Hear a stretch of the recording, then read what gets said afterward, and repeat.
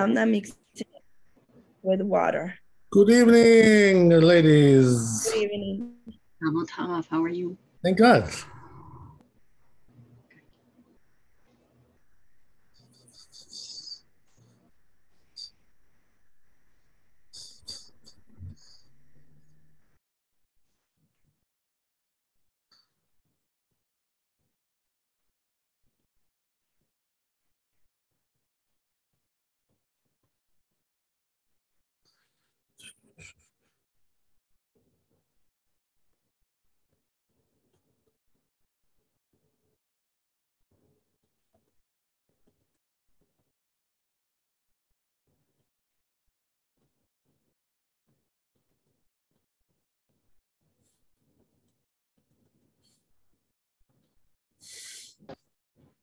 Okay.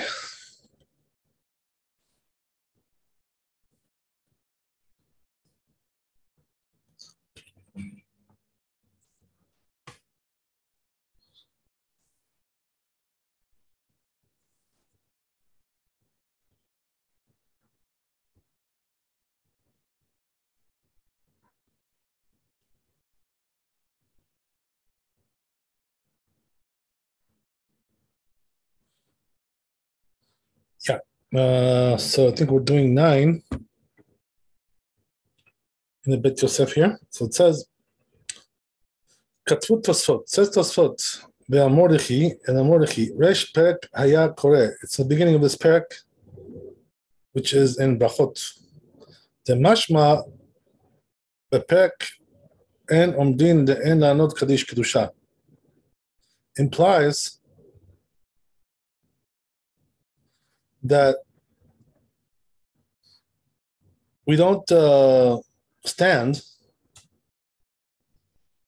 You shouldn't answer to Kaddish and Kedusha, Ben Geulah Tefillah, when you're in between Geulah and Tefillah, that place, right? That particular place, as we said, over there we don't do nothing. We don't answer to nothing. Katab Tumat Deshen. So it says Tumat Deshen, Dvarim Elu Megumgamim Meod. So he says these words are not so clear, right?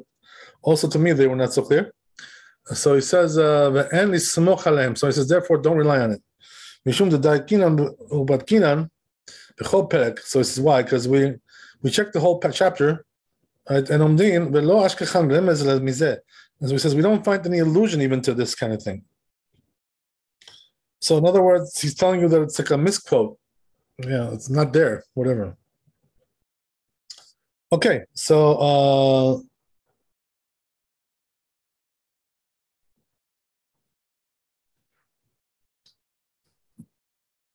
Komakom says, nevertheless, Hela the kashel store divrahem. But it says, in the end, though, it's really hard to argue with this. In other words, anyway, what this rabbi is saying makes sense anyway. Mipnei kach ve'af ki asheri katav. Even though the Asheri wrote, the Maharam lo iskim. The Maharam didn't agree. The Shari lanot afilu b'kiyat shema, that you're allowed to even answer in Kiyat Shema, the blessings.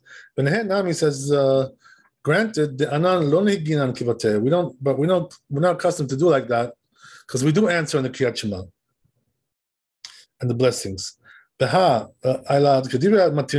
So we're doing like the lenient opinion there.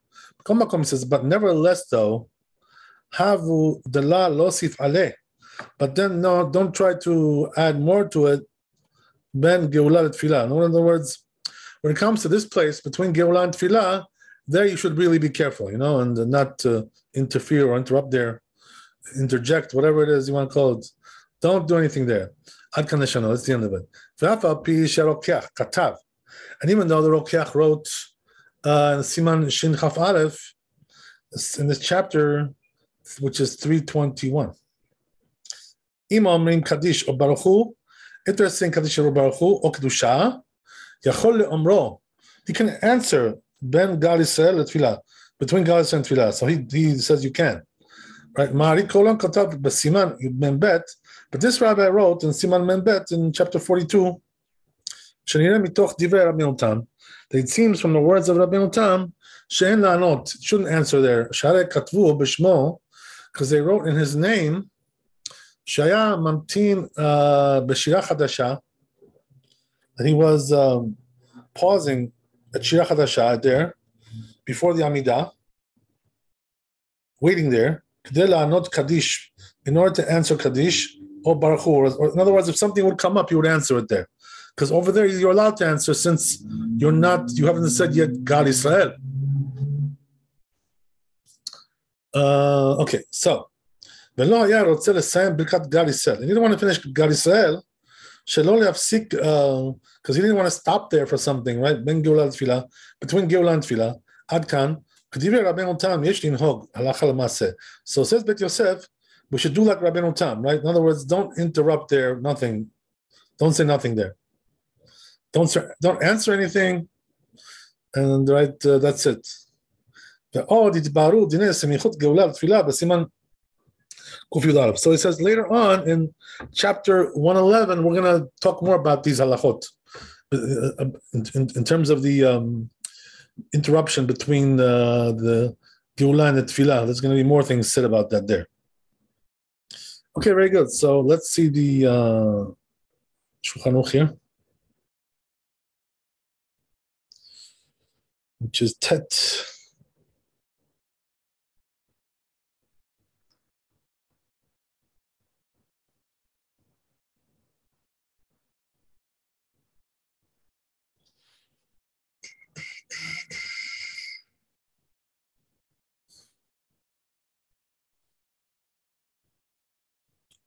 Okay, so it says in Shulchan Aruch, "En la'anot kaddish u'kedusha." You can't even answer kaddish and kedusha ben geula letfilah, between geula and tefillah. So what does that mean? Once you say God Israel, over there, don't answer nothing. The Ketzado says, so then what should he do if he wants to answer something just in case something comes up? What should he do? Mamtin b'shira chadasha. So let him wait at Shira Chadasha, which is a little bit before that, like 2 sentences before. In order that he should answer there. There he can answer. So let him wait there. It's like a pit stop. Like waiting. It's a waiting station, wait station, right? So you're waiting there, and then once the Kazan gets close to finishing everything and going into Amidah, so then continue with him and go into Amidah together with everybody.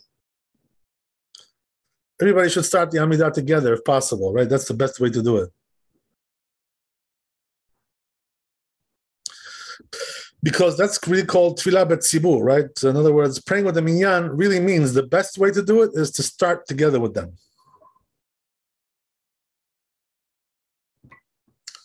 Okay, good. That's Tet. We're going to do one more and the chapter is finished. Go to the next one. So it says, there's one more tour over here. Ve'ita b'Yerushalmi. Let's see that.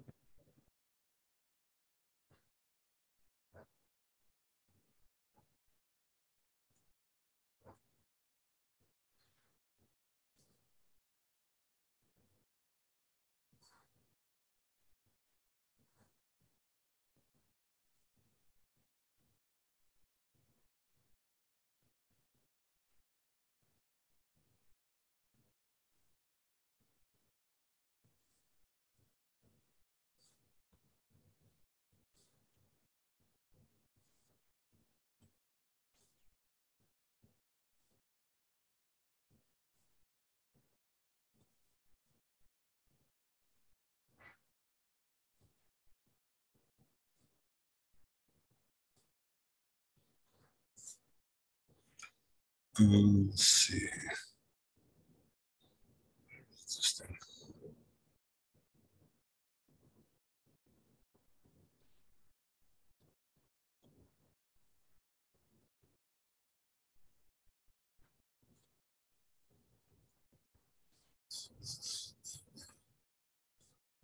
Here it is. Okay. So it says, Ve'ita b'Yerushalmi. It's written in Yerushalmi, Tzarich le'azkir be'emet ve'yatziv. It says you have to mention, when you say emet ve'yatziv, Yatziat Mitzrayim, but you got to mention going out of Egypt. Right? U'malchut, and also the kingdom, U'kriyat Yam Suf, and the splitting of the sea, U'makat Bechorot, and the right? The plague of the firstborn. Vetzur Yisrael vegoalo, and this also, these words. V'tiknu, right? So the truth is that Tzur Yisrael, the Sfarim don't say that. The Ashkenazim say it. Anyway, right? It says vegoalo v'tiknu emet ve'emunah arvit. So it says when arvit, they say emet ve'emunah. Not like emet ve'atziv, like they say in the morning. Arvit ala emet ve'emunah arvit ala geula shel atid. Look what he says, right? That arvit, when you're doing over there, the God Yisrael there, you're talking about the future. The future redemption. So Shachrit is talking about the past. Arvit is talking about the future.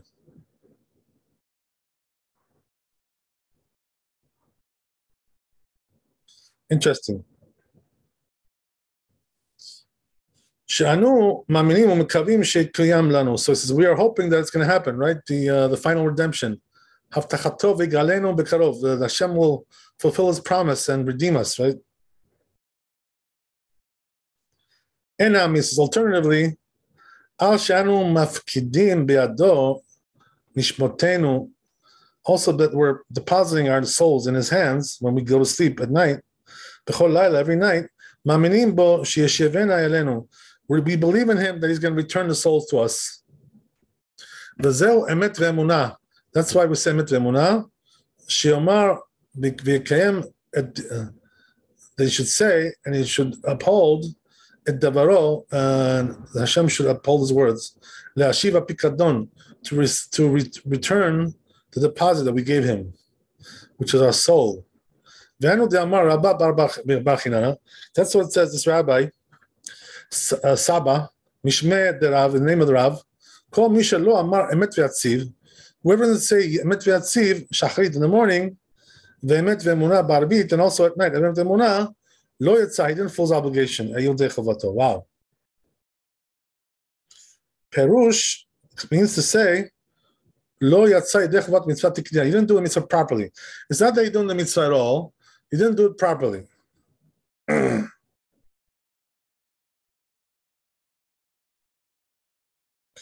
Very nice. Okay, so then he goes on. Aval le'olam yatsa, but really it fulfills the obligation anyway. The brachot enam yakvot. Why? Because the blessings don't hold back the mitzvah. So the Kriyat Shema you did, you said Kriyat Shema. The blessings you kind of messed it up a little bit, but still the Kriyat Shema you did. Okay, very good. So that's the end of that tour. Let's go to finish with Yosef. So Bet Yosef, it just brings the source over here. No, a little bit more actually. So it says over here, Bita Yerushalmi. It's written in Yerushalmi, as we said. He brings his Sof Perek Kama de Brachot.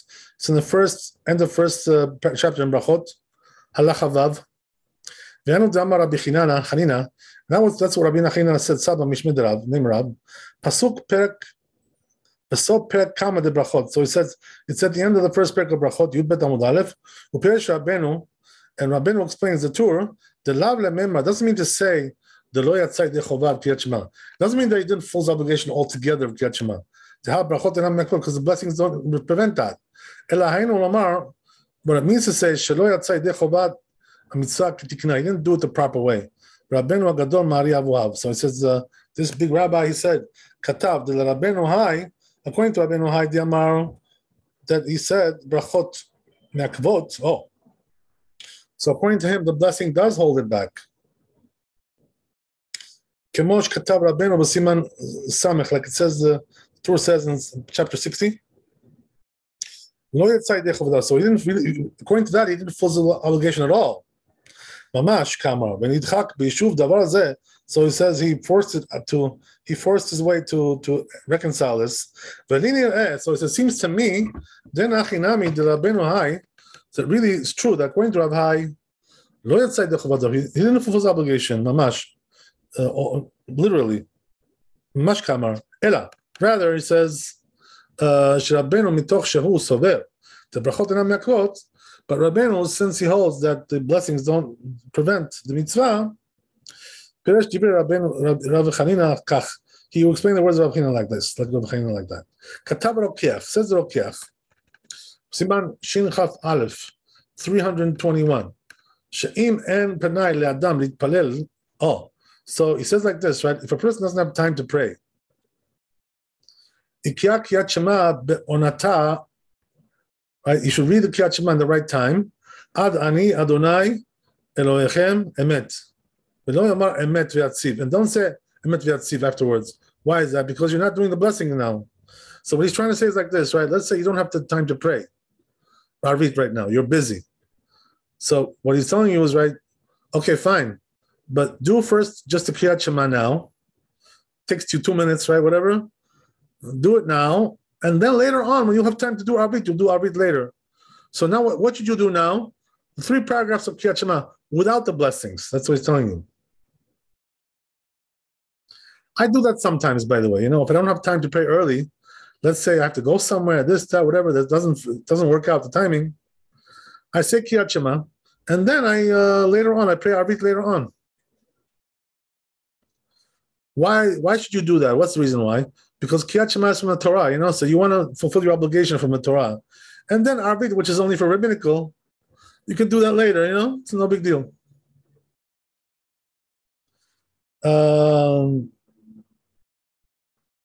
Also, there are opinions that Arvit is optional. That's another reason why. Okay, so yeah. So then he goes on.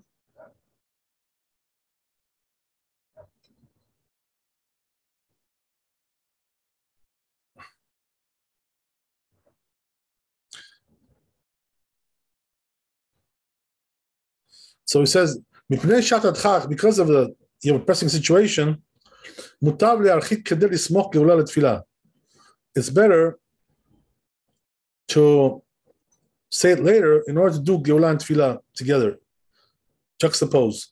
The Aminan of Yerushalmi, like we sing in Yerushalmi, Perek Tefillat, this Perek Tefillat HaShachar, Halacha Aleph, Rabbi Yosef Matzle Betlat Sha'in, Bimama, V'chen Rabbi Chia Bar Abba, V'chen Rabbi Berechia Umakshe. So it says over there, interesting, right, that these rabbis were praying in the 3rd hour of the day. I guess it's talking about Shachrit. Interesting. So Gemara asks over there, so you know what it says, right? That how are they able to do that? That's the question, right? So you know what the question is? But didn't we say Kriyat Shema has to be said within the first 3 hours of the day? So then how were they praying, after the 3rd hour, whatever? So the answer is that they were doing Kriyat Shema early in the morning, and then they were praying later. Same thing, right? Same idea. Sometimes I do that too, like, let's say, if I don't have time to do Shachrit because I have a Chavruta in the morning, somebody's knocking on my door 8:30, okay, let's go. Let's learn. So I'm like, what, learn? I haven't prayed yet. Excuse me. So what do? I say Kriyat Shema. I put on my tefillin, I say Kriyat Shema, and then I learn with this guy, whatever. And then afterwards, I pray. Sometimes it happens, If you get up late or whatever, right? So that's the same thing over here, what he's saying. This rabbis used to do like that. Okay, interesting. So that's the story there.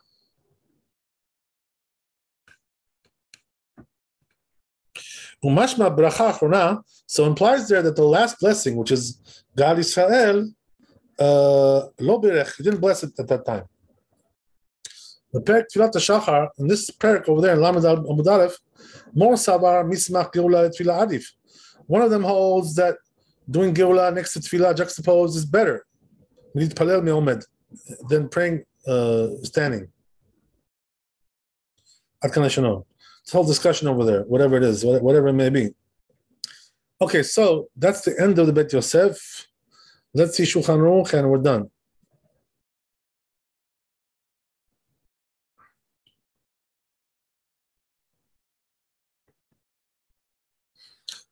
So it says in the Shulchan Aruch, Kol mi shelo amar emet v'yatziv shachrit. Interesting, right? Whoever didn't say emet ve'atziv in the morning, emet ve'emunah ba'arvit, and also emet ve'emunah at night, lo yitzai dechova mitzvah tikna. He didn't do the mitzvah properly. So in other words, you see from there that that portion, that last blessing, right, is something important. So don't mess with it. Make sure you say it good.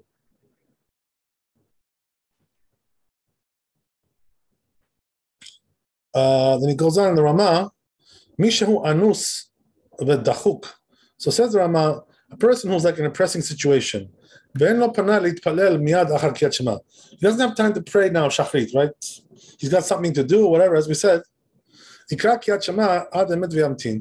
then what should he do? Let him read Kriyat Shema until Emet, right? And then do what he has to do. Right? And wait, Lomar, Shar Brachot. And then the rest of the blessings he'll say, he'll say them when he prays Shachrit later on. Shaz Yomar V'Yatziv.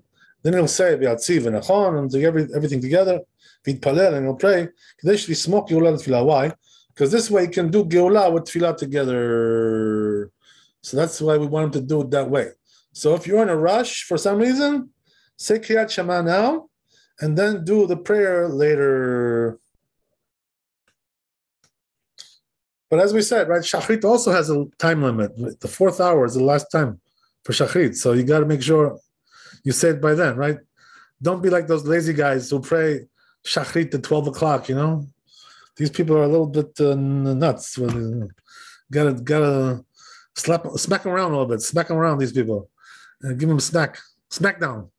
You know, they're not doing things the right way. You know what I mean? Yeah, I pray Shachrit, 12 o'clock, you know. 12 o'clock, you're praying Shachrit? What?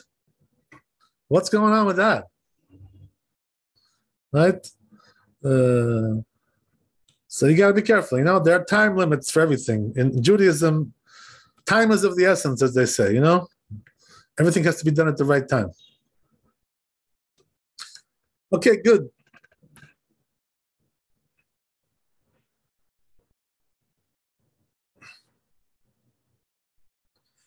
So we're finished with this chapter. Let's go to the next chapter, 67.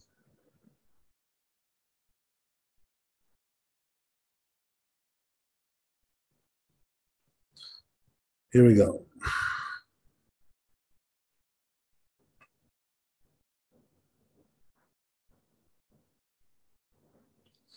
This one seems to be short. Okay.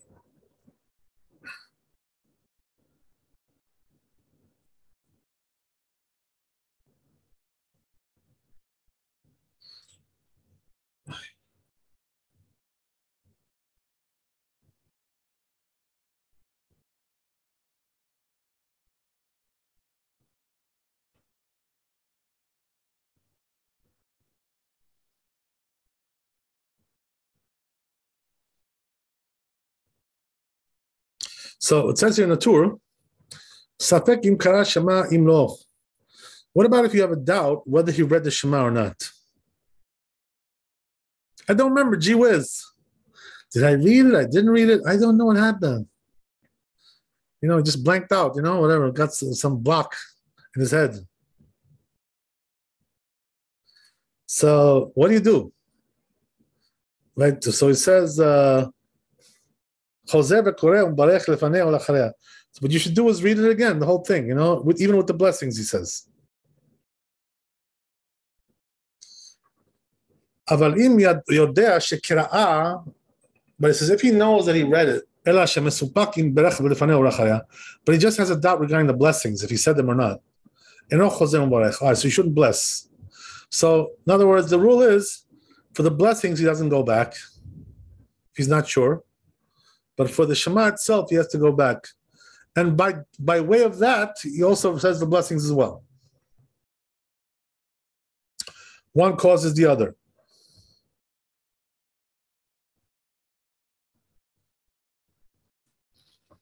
Okay, so this is like in line with the general rule, right? Which is that Safek deoraita lechumra, that if you have something which is a doubt from the Torah, you have to go and do it again. So what does that mean? The blessings are not from the Torah, but the Shema is from the Torah, at least the first verse, right, as we said. Okay, very good. So let's see the Bet Yosef here.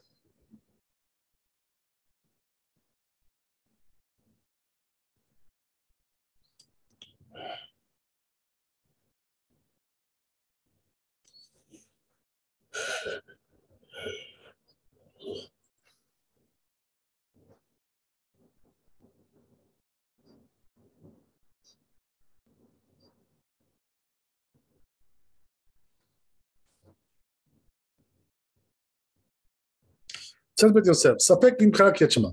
The Perek Mishemet Torah. That's the source for this halacha. Kaf Aleph Amud Aleph in the that's in Brachot. Amar Rabbi Yehuda, Amar Shemuel. Says Rabbi Yehuda, name of Shmuel. Sapek Ra Kriyat Shema, Sapek Lo Kara. If he has a doubt whether he read Kriyat Shema or not, Eno Chozer, doesn't go back according to the first opinion. The Koreh, he doesn't go back and read it. Sapek Amar Emet V'Yatziv. But if he has a doubt whether he said Emet V'Yatziv, Sapek Lo Amar or not, Chozer Ve'omer, he should say that. So according to this opinion, Emet V'Yatziv is more important than the Kriyat Shema. My Tama, so he says, what's the reason? Kriyat Shema di Rabbanan, because he says Kriyat Shema is from the rabbis, Emet V'Yatziv from the Oraita, but Emet V'Yatziv is from the Torah. According to this opinion. So apparently, right, this opinion holds that the Kriyat Shema is totally from the rabbis, all of it. Even though we don't paskin that way, right? Okay, good. So, Rabbi Elazar Amar, says Rabbi Elazar, Safek Kara Kriyat Shema, Safek Lo Kara. When it comes to Kriyat Shema, if he has a doubt, Chozer Bekoreh, he comes back and reads it again.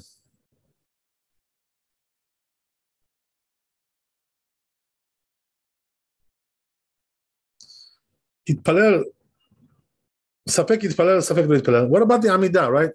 He has a doubt whether he prayed or not. What does he do? Eno Chozer Mitpalel. So he says, you don't go back and pray. The Katva Rifi Arosh. So these two rabbis wrote this halacha. So they said that the halacha is not like Shmuel. The Kriyat Shema de Rabbanan. The Kriyat Shema de Rabbanan. It's not true. It's from the Torah. The Kaimalan Kriyat Shema de Oraita, because we hold Kriyat Shema is from the Torah. The Chen Pasak Rambam. That's what it says in the Rambam. The Pek Bet Milchot Kriyat Shema over there. Halacha Yud Gimel. The Katav the Kishehu Besupak Im Kara Olav. So says the Rambam, if he has a doubt whether he read it or not, what should he do? Shehu Tzarich Lachazor Likrot. He has to read it again. He says, and also the blessings as well. Also, Rabbeinu Yonah says like that. So the rule is like this, right? Whatever is a doubt from the Torah, we should bless on it also.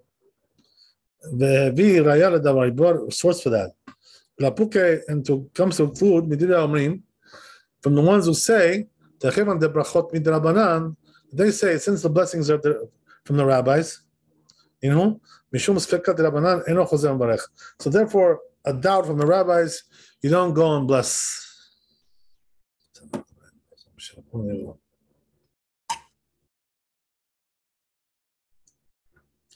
Okay, good. So, then it goes on. Umash katav Rabbeinu, that which Rabbeinu wrote about im yodea shkara ela shemesupak. If he knows that he read it, but he has a doubt, im birech, he has a doubt whether he blessed or not. Chen katav gam ken Rambam. That's what the Rambam says as well. But Tama, and the reason is because mishum dehabes fekat derabanan. Because as we said, right, the blessings are from the rabbis, so therefore it's a doubt of the rabbis, right? Therefore we're going it. The chen katav Rosh. That's what it says in the Rosh. Ahad Yamar, regarding that which we said, Rabbi Yehuda said in the Shmuel, Safek Kriyat Shema, Safek Lo Kara. If it's a doubt whether he read Kriyat Shema or not, Eno Chozer Bekoreh. He doesn't read it again. Mishum de Kriyat Shema de Rabbanan, because he holds that Kriyat Shema is from the rabbis. Mikan pasak v'shel tot. So therefore, the shel tot paskins from here. The chol brachot derabanan. That all the blessings are from the rabbis. Wow. Right. So therefore, if there's a doubt, so if there's a doubt whether you said the blessing or not, you shouldn't go back and repeat it. Rabbeinu Manoach, this rabbi says, Katav od tam acher. He wrote a different reason also. Mishum dehabe safek lo tisa l'chumra. So there's also a different issue, which is that you're bearing the name of God in vain. You know, like the one of the 10 Commandments, right? Do not bear the name of God in vain. So, therefore, that's another reason why you shouldn't repeat it again. Good. So then he goes on. Katuv Berachot Chaim. It says in Berachot Chaim, B'Shem Arashba, name of the Rashba, She'im nistapek lo. If he has a doubt, Im Amar Emet V'Yatziv, whether he said Emet V'Yatziv, Afilu Yodea Shekara Kriyat Shema, even though he knows that he read Kriyat Shema, Chozer B'Kor, he should read it. Emet V'Yatziv, this part. Lefi Shehu Minat Torah, because this is Minat Torah, it's Shema. Right? So he says, Beit Yosef, he comments on this. So as we already explained, close by, Shenken Data Poskim. The Poskim don't agree with this. So what does that mean? They don't agree that Emet V'Yatziv is from the Torah. So that's not the halacha. Okay, very good. Let's see the Shulchan Aruch and we're done with this. If you have any questions, don't hesitate. Okay, so it says in the Shulchan Aruch, Safek im karar Kriyat Shema chozer v'koreh. If he has a doubt whether he read Kriyat Shema, he should go read it again, right? Why is that? Because it's from the Torah. That's how we pass it. And also you should bless before and after. So the blessings that go together with the Shema. If you're saying the Shema again, you should say the blessings again as well. But if he knows that he read it, but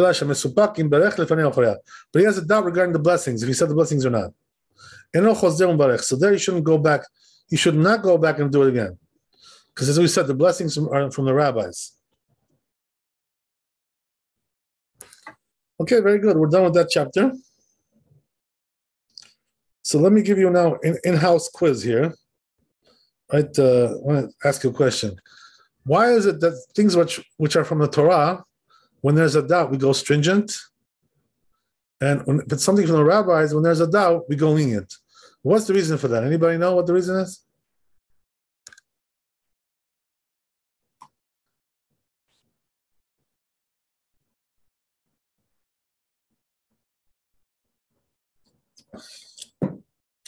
Okay, time's up, right? So I'll give. What's the question again? Why is it that things which are from the Torah, when there's a doubt, we go stringent, and from the rabbis, we go lenient? What's the reason why? Wow, I don't know the reason why. I mean, because it's from the Torah, so it's required, right? So here's the thing, right? The way it works is like this. There's different ways of looking at this, by the way. But according to the prevailing opinion, the truth is, right, that when something is from the Torah, okay, and there's a doubt about it, the Torah doesn't obligate you to do it. So if you're in doubt about a certain mitzvah, whether you're obligated or not, for some reason or other, the Torah absolves you. So the Torah only obligates you when it's a sure thing.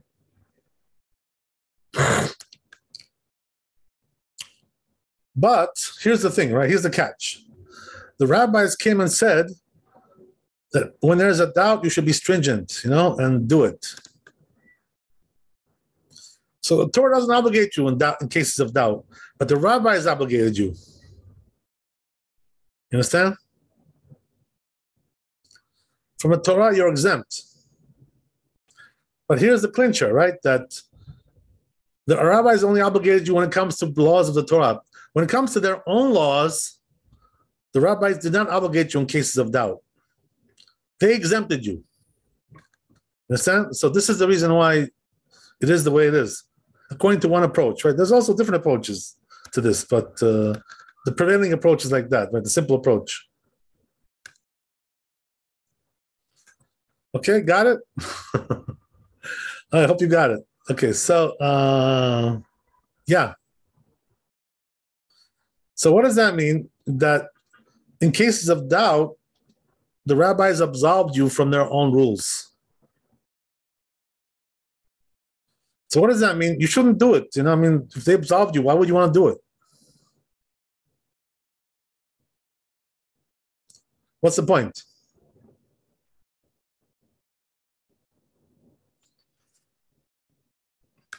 So you may think, well, I'll be stringent, you know, I'll do it. Why? Nothing wrong with being stringent, no? But the truth is that there could be something wrong with it. You know why? Because it says in the Gemara Yerushalmi that whatever the Torah absolved you from and you do it, you're considered to be a hediot. You know what that means, hediot? Like a commoner, you know, like a person who doesn't know much, you know, like ignorant. So what does that mean? Why are you busying yourself doing things when the Torah absolved you? Why would you want to do things like that? What's the point? If Hashem tells you, I don't need you to do this, and you're telling me, no, I'm going to do it, but you're arguing with Hashem? Hashem told you, I don't need it. So why are you trying to do it if Hashem absolved you? I mean, that's the whole thing. So it's not really very logical. Because, if you're absolved, then hopefully you have something better to do, do some other things which you're obligated to do. Like what? Like studying Torah. You know what I mean? Study Torah because you're obligated all the time.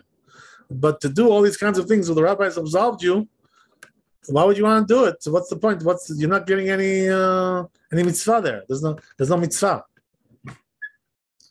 So that's the idea.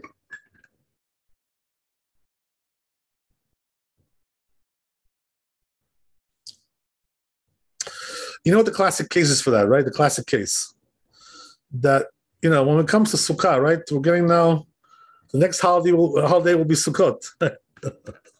We're done with Shavuot.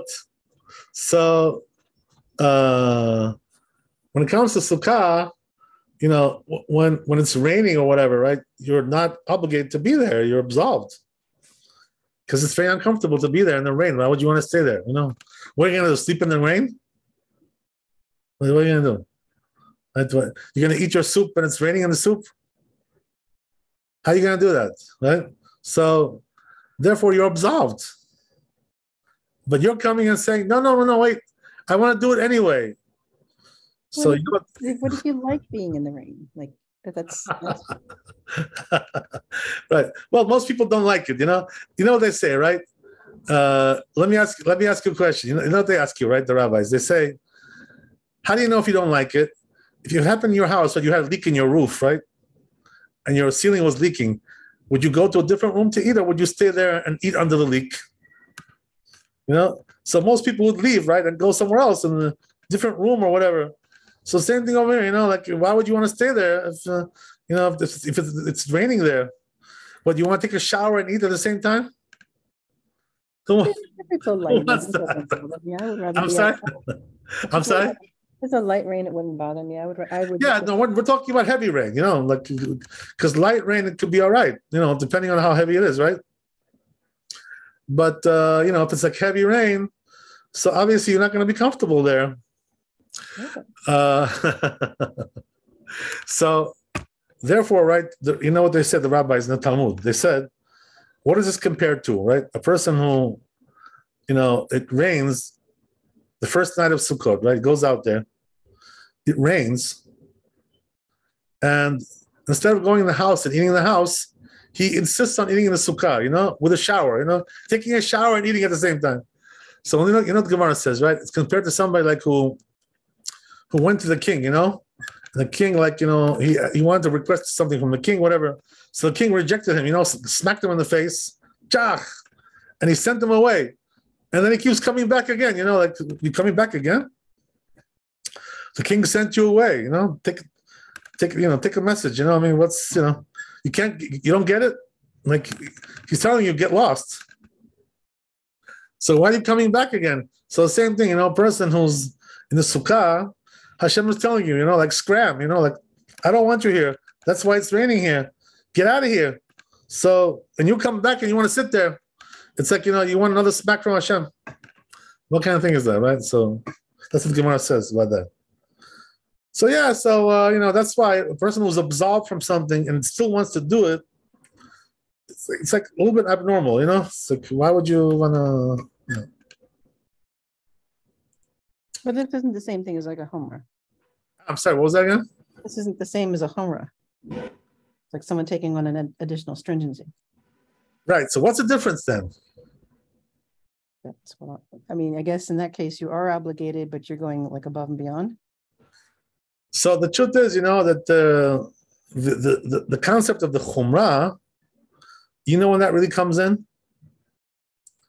When there's a machloket in a poskim, So you want to do like the other opinion, which is more machmir.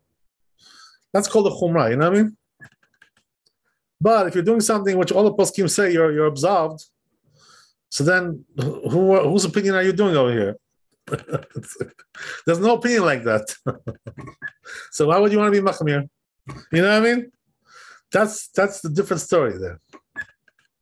That's why a person has to know, right? When you do chassidut, you want to be chassid. So you have to know how to do chassidut. And Amarat's chassid. If you're Amarat's, can't be chassid. What does that mean? You have to know how to do it. You have to know the rules of chassidut. If you don't know those rules, better to stay out of it. Okay, that's the story there. So yeah, we're finished with that chapter. Very good. Okay, so now let's go to the next chapter.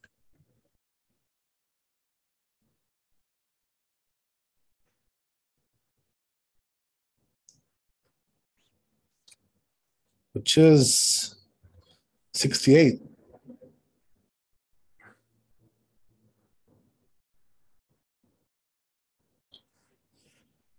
This is the Bet Yosef. Okay, so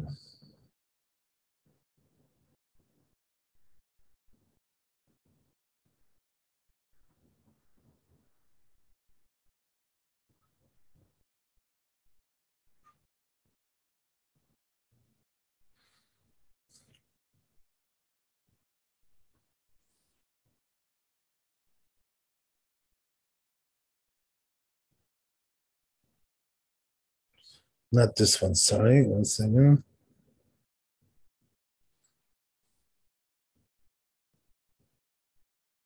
This one, yeah. Okay, so we'll start with the tour.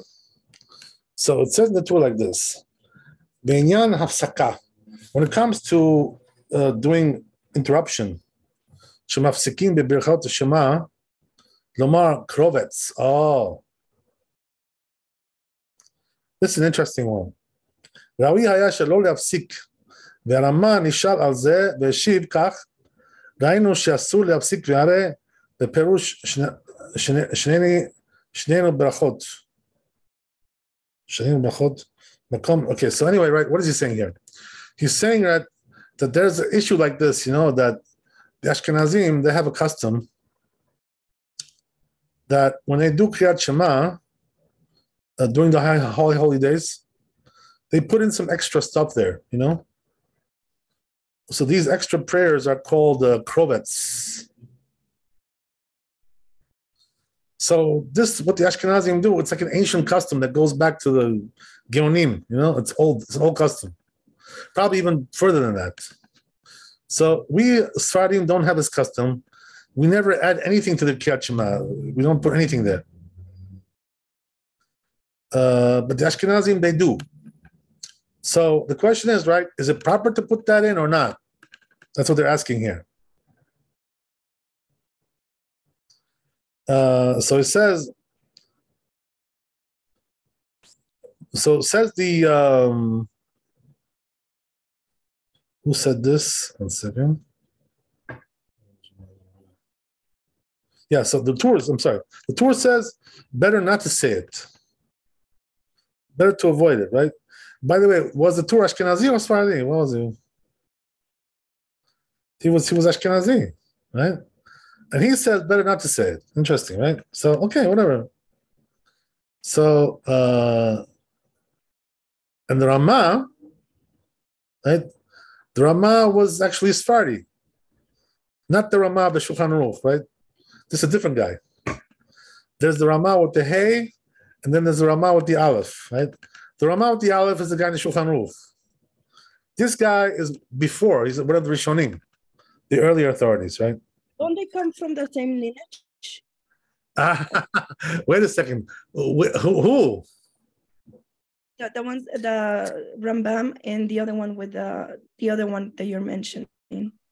I'm talking about two Ramahs, right? Two Okay. One Ramah number one and Ramah number two. Oh, Will the real Ramah please stand up, right? As I say. So are you asking about those two? I'll check their lineage to see. Okay. No, one was Sephardi, this guy. He was from Morocco. Mhm. And the Ramah with the Aleph, he was from Poland, right? So two different things altogether.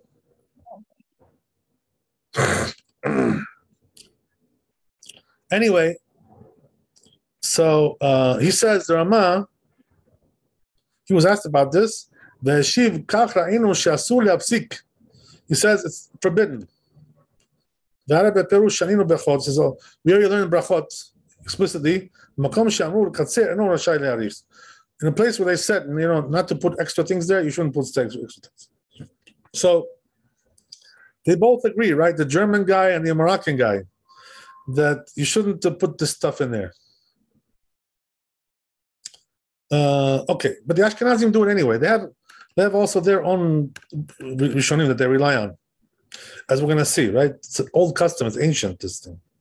So it says we learned in Brachot, we already discussed this. The old Shanino says also we learned Sham Look at what it says, right? He brings this famous Rambam, right? Also from the sages, this comes from the Talmud as well. That whoever changes the way the rabbis made the blessings, he didn't fulfill his obligation. So what does that mean? Don't play around with the blessings, Like don't change stuff there. Just say what it's written there. Don't play games, it's not a game. So that's what he's telling you, right? Don't change anything. So then if it says not to change anything, how can you put this extra stuff in there? That's what he's trying to say, right?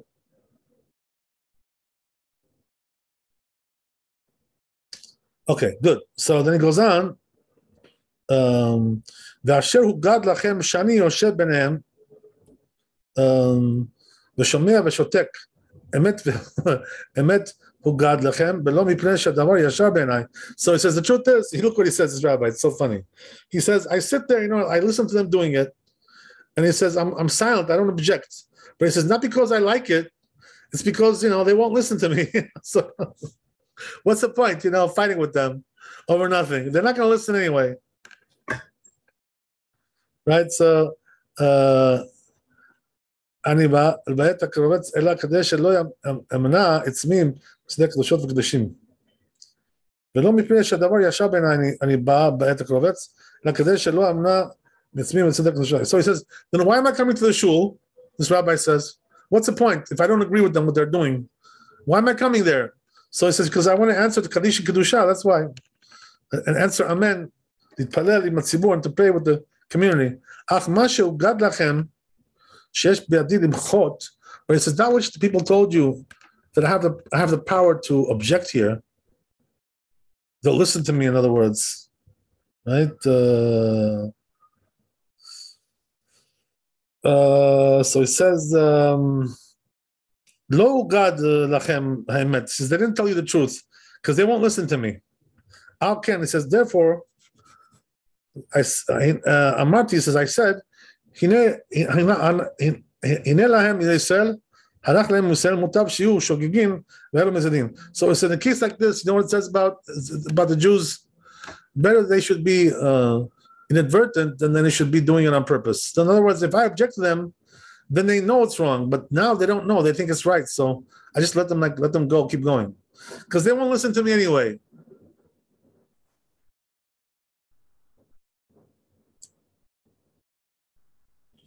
So he said, that's the reason why I'm silent about this. מנהגי ביום הקרובץ, נדב הקרובץ, כיוון שהתחיל שליח ציבור ביוצר אור, אני מתחיל לברך לבדי בלחש. So he says, once the שליח ציבור starts יוצר אור, I already start doing the silent prayer, כל הברכות, all the blessings, כסידן, וקורא קריאת שמע, and read קריאת שמע, ומברך אחריה, and bless afterwards, ברכת באמת יציב, ואך איני גמרה,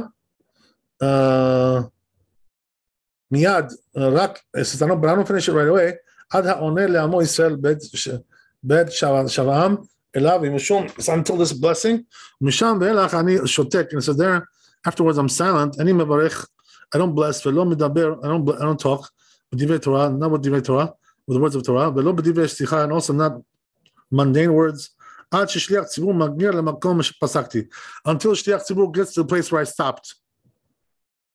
ואני חותם על הציבור, עם הציבור, then I conclude with the ציבור together, with the community, ברכת אמת ויציב, with this blessing of ויציב, וגאולה, ואני סומך גאולה לתפילה, and then I do גאולה and תפילה together. So, let's summarize this, right, this whole thing. What was this rabbi doing here? Right, what's his gripe here? Right, so the story is like this, right? His tzibur does krovets, which is these extra prayers in the Kriyat Shema. When do they do these extra things? On the high holy days, like, Rosh Hashanah, Yom Kippur, if I'm not mistaken. That's when they do it. So I remember, by the way, one time, let me tell you something funny, right? One time I was living in Israel in a certain place, and it was like Rosh Hashanah. So one morning I woke up kind of late, So all the Friday shuls already started and finished, by then. Shachrit. It was like 8:30 already. So everybody's done. Because it's Friday, what they like to do, at Rosh Hashanah, they like to pray at nets at sunrise. And so everybody's done already by then, So, okay, so I said, okay, well, I'll go to the Ashkenazim, gee whiz. So I went to Ashkenazim that morning, right? So, and I started doing this Krovets business, you know what I mean? And I was like, what is this? Oh my God. What did I get into? So it took them like so much time. I couldn't believe it. I was just sitting there and waiting. I was like, oh Lord, how much I regret that I woke up late today. This is my punishment for waking up late. So I'm just sitting there and waiting, because I want us to do the Amidah together with them. This is exactly what this rabbi is saying, He was waiting for them because they had to go through all those prayers. So he waited for them, and then he started the Amidah together. It's really quite a difficult thing, to bear this, because you're just waiting forever. It's just, it makes you crazy. But so that was the last time I prayed with the Ashkenazim on high holy days, by the way. After that, I decided I'm done with that. No more. So yeah, that's why on the high holy days, it's very important to go to a shul with your custom, because otherwise you're going to get confused. The customs are so different. On the high holy days, it's like two different worlds on the high holy days. Can't compare one to the other. So anyway, right? So this rabbi is saying that's what he was doing in order that he should pray with them the Amidah together, start together with them. So he was waiting for them, doing some things there to wait. Okay, so yeah.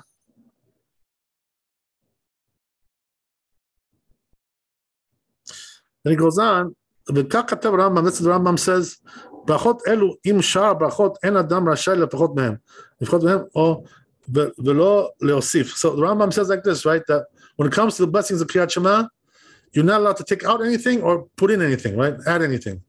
Just keep it the way it is, right? אמנם נוהגים בכל המקומות לומר בהם קרובץ, but he says, nevertheless, there is a custom to say קרובץ, as we said, right? וגם הראשונים אשר תקנו היו גדולי עולם.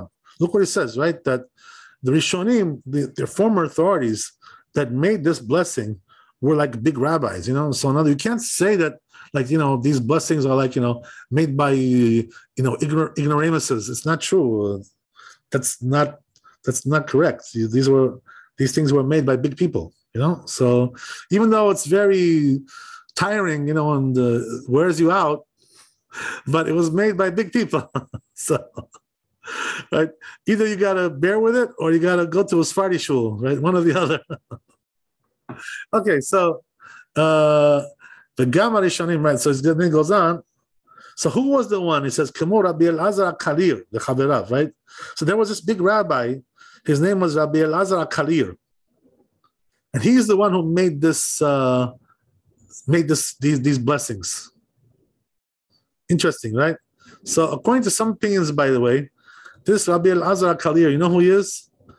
This is the son of Rabbi Shimon ben Yochai, Rabbi Elazar, right? The son of Rabbi Shimon. Not everybody agrees with that, by the way. Some say that he was one of the Geonim.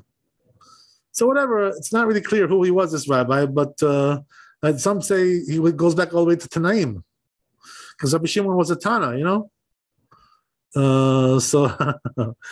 And by the way, this Rabbi Elazar, the son of Rabbi Shimon, he was a very big chacham, you know? He was almost like his father in the same level, you know, not exactly the same level, but almost there. So, the Chaverav, the Chen Katav Rabad, so it says in Rabad, Lema'et o le'arbot ve'emtza berachot en kifeda. So he says to add or take out blessings, there's no problem. But it says, Lefichach nagu leosit petiutim bemerot b'mehaba v'zolotot. So he says that's why that is custom to add stuff in there, like we said, right? Okay, I guess we'll stop there. Let's see. Oh no, we have just 2 more lines here, so let's just finish it off. גם רבנו תם דחק לפרש ההוא במקום שאמור לקצר. Also, Rabbeinu Tam might explain it this way, the same way like the Rambam, like in order to uphold the custom. Look what he says, right? But nevertheless, right, with all this, you know, hoorah and all this, you know, whatever, he says better to nullify this stuff, you know, like get rid of it. If you can.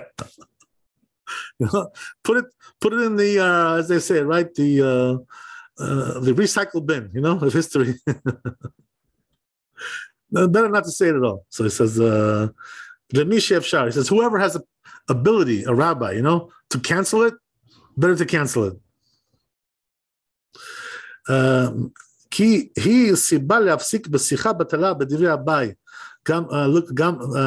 Incredible, you know, look what he says, right? That because he says this causes a problem when you go this long, right? All these prayers and stuff. What happens is that people start to talk, you know, like mundane stuff because they get bored, you know, like they just can't handle it. You know, you're sitting there, you know, like for an hour, you know, it just goes on and on and on and on and on and on. Like there's no end to it, you know, like, oh my God, you know, it's like you got lost in an ocean, you know, somewhere. You know, so that's why he says, right, it causes people to have problems. So therefore, better to nullify it if possible. But the Rabbi Gam Perush says also, Rabbeinu Tam explains, Shepiresh lekem minhag lo yashar b'enai. So he says also, he says that what Rabbeinu Tam said, right, that we should keep this custom. He says, for me, not a good idea, right? I don't agree with that. So he holds that we should, right? We should nullify, he says. Okay, interesting. So that's oh wow. Oh my God, I read the whole tour. I can't believe it. I wasn't intending to do that. Okay, so we'll do the Bet Yosef next time, B'ezrat Hashem. Right? Looks like I was having too much fun. So I read the whole chapter by mistake. So, okay, so Chazak Baruch, thanks for coming. See you tomorrow. Be holy, be happy, and be blessed with wealth, health, happiness, all the good things. And whoever needs a refuah shlema, B'ezrat Hashem. Amen. God bless. God bless everybody. All the best. Bye. Thank you, Kavod.